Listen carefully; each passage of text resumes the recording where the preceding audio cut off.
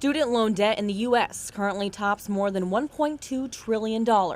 As millions of soon-to-be high school graduates head off to college, parents and students have a big issue to face: how to pay for school. For students heading off to the University of Arizona, they'll be paying the highest tuition rate the school has seen yet. The Arizona Board of Regents approved raising tuition at all the public state schools for the upcoming year. They'll see their tuition price, but they will not see an increase in that price for the 4 years that they are a student. In-state freshmen will be paying about $11,800 per year.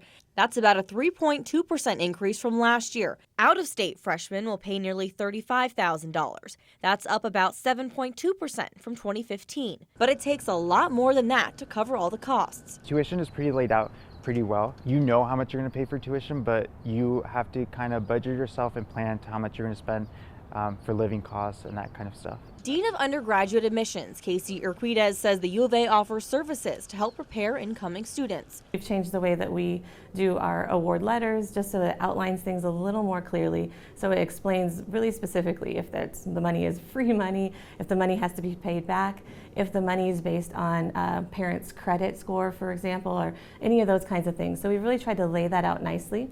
One of the main issues students don't fully understand: what taking out loans really means. I think there's this assumption that either it's just going to get figured out or your parents are going to pay for it. But it is something that people need to start talking about because student debt is huge. And I know people that are going to finish out of here owing $30,000 plus.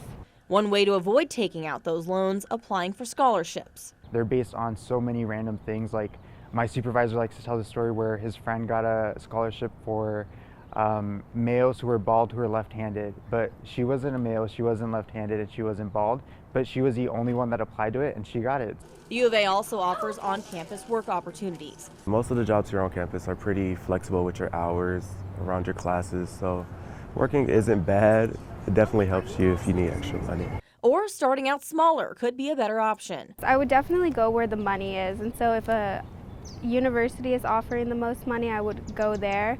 But if you are securing a big financial aid package at a community college, I would start there. After 4 years of borrowing money, many graduating seniors are now faced with figuring out how to get back on track. I think the scariest thing is first finding a job, and then second, you can't really progress forward until you pay off these loans. So I don't know very many people that are qualifying for home mortgage loans when you still owe $40,000 in student loans. Helping students fully grasp the finances they're taking on can help eliminate leaving them with thousands of dollars in debt after graduation.